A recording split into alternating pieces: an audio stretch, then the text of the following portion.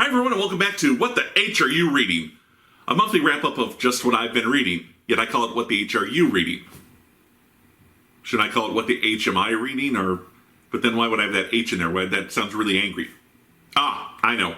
I'll adopt this persona of an angry internet reviewer. Not just any angry reviewer, perhaps the last angry reviewer. Now that's crazy talk. I'd just be wasting 10 years of my time. Anyway, actually, we're going to be reviewing 5 weeks worth of comics, one comic for each week for the month of July 2020. And actually, the first comic is the only comic I read for the first week of July because since Marvel and DC were still getting their acts together with publishing in the era of COVID, they hadn't really put out any comics that I wanted to read. So, for week 1, it's The Goon, number 11.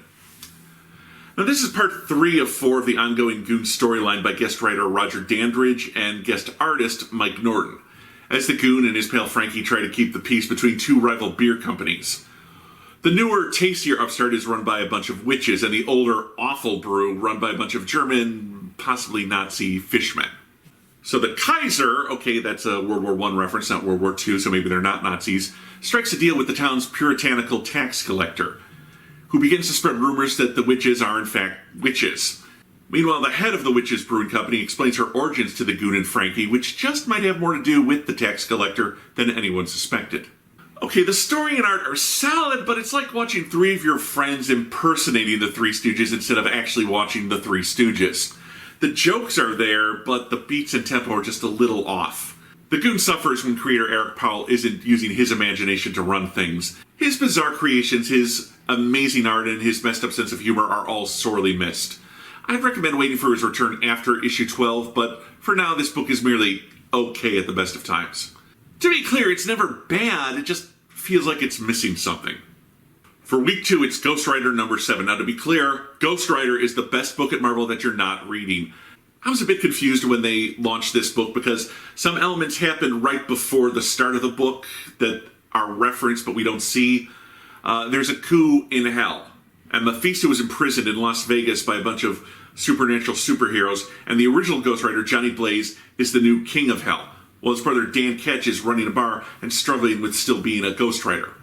Caught up? Good.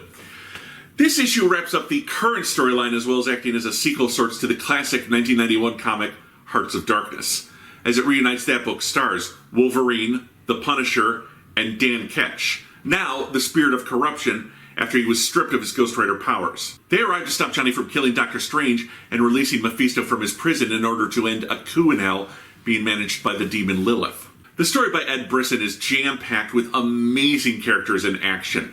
There's so much character and plot development in this issue, it's almost mind-boggling. The art by Aaron Kuder is another great selling point. He can draw superheroes, demons, monsters, scenery, motorcycles.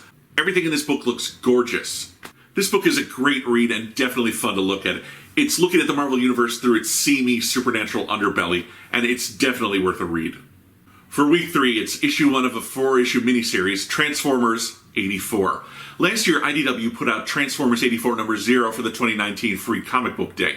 Well, a little more than a year later, we're getting this 4-issue miniseries, written by the man who wrote the original Transformers comic book at Marvel, Simon Furman. Now, since Transformers number 7 was probably the first comic book I ever bought for myself, I guess you can blame Simon Furman for all of this.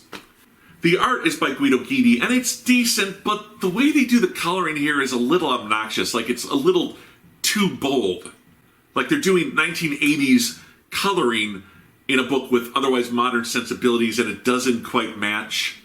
The color is off-putting, but it's really only a minor quibble.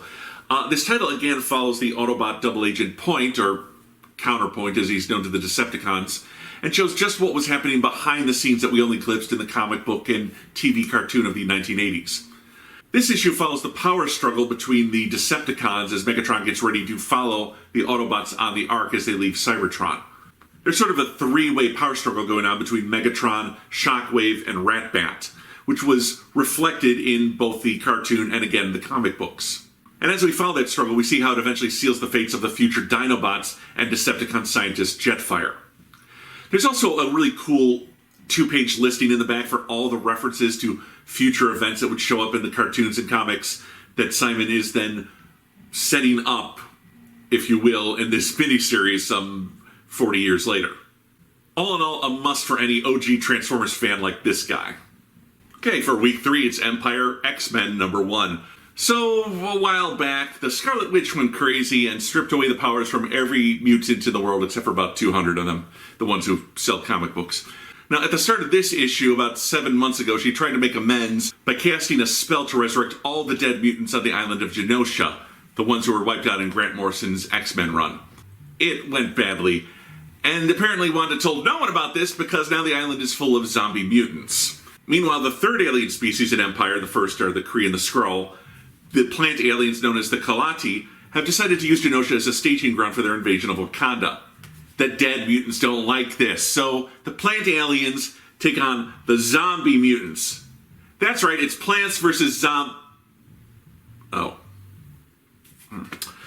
Elsewhere, the Means of Krakoa are trying to find out why they can't get one of their magic plant teleportation gates to open to Genosha. So Angel, Magic, Ebb, and Multiple Man head to the island and find themselves caught in the middle of a species war, with some characters who were introduced in Hickman's X-Men monthly book showing up at the very end. You wouldn't know them, so I'm not going to tell you who they are. This book is actually written by current X-Men czar Jonathan Hickman. Seriously, where does this guy find the time? It's co-written by Tini Howard and drawn by Matteo Buffani. First off, the art is excellent. Buffani essentially doesn't overdraw, if you understand what I'm saying. In that way, his art reminds me a lot of Leonard Kirk, or very early, say, Legion of Superheroes era, Stuart Immonen. He just kind of lets the bare bones shapes form the images. But, I mean, it works. It really does. But his design work on the Katy is also very cool. Each looks unique, but still plant-based. That said, his zombies are all a little generic, all like missing, scalps. They'll kind of look like just how you would draw one of those zombies in that video game I just referenced. My only issue with the story so far is that either no one's seen the Scarlet Witch in several months and they should be concerned because the last time she went missing was after she wiped out the mutants, or she's decided not to tell anyone about zombifying a whole island. Although, given the damage she's done in the past to mutants, I could see why she wouldn't want to mention that out loud. That said, Doctor Strange's cameo in the first page or two was a nice way to explain what Wanda was trying to do and why she wanted to do it. Don't have the character tell you their motivation. Have the supporting character explain their motivations to them. That's an old trick, but it works. I'm enjoying this miniseries, which is odd because usually comic book miniseries that tie into events are just shameless cash grabs. This one has an actual story to tell with tie-ins to mutant history, and it might actually have possible consequences, seen as one of the co-authors is the man currently running all of the X-Men books. And finally, for week 5, it's Archie and Katy Keene #4, wrapping up the Archie and Katy Keene miniseries that took over the Archie monthly line. My mother once said, if you don't have anything nice to say, don't say anything at all. This concludes what the HRU reading for the month of July 2020.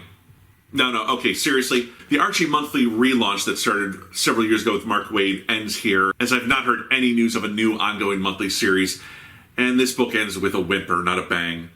This whole pointless mini-series came in and trampled all over the storylines and dangling plot threads that Nick Spencer left in his Archie run, and it was clearly just a pointless PR stunt to drum up viewers for the CW Riverdale spin-off Katy Keene, which, thanks to all the delays from COVID, means that this final issue has now come out after the Katy Keene TV show has been canceled. So what was the point? I know it should have been over months ago, but still. This was an utter disaster. And there's no plot here. Katy goes to New York, doesn't like how the fashion industry runs, but finds her own way to be a huge success. Oh, wow, this character we know nothing about, care nothing about, hit it big. Huzzah. Oh, and all the Archie supporting cast is there, but they don't really do anything, except model Katy's clothes, and Archie's jealous, but he plays music, so it's okay at the end. Ugh. I guess we'll never find out what happened to Reggie's dad. If Sabrina was involved, it's all up in the air. Anyway, I'll always remember the good times with the Archie monthly reboot, which is basically everything from issue 1 to the last issue of the Archie and Sabrina miniseries. But this final 4 issues was a hot mess. I'm not even going to shame the creators by naming them, because this all just reeks of corporate mandate. Okay, now that wraps up what the HRU reading for the month of July 2020. I'll see you back here next month, this is already August, but I'll see you back here next time for my reviews of August 2020. Until then, this is What the H Are You Reading? And I'm your host, Brian Hines. I keep trying to be clever and it's not working. I'm not a clever person.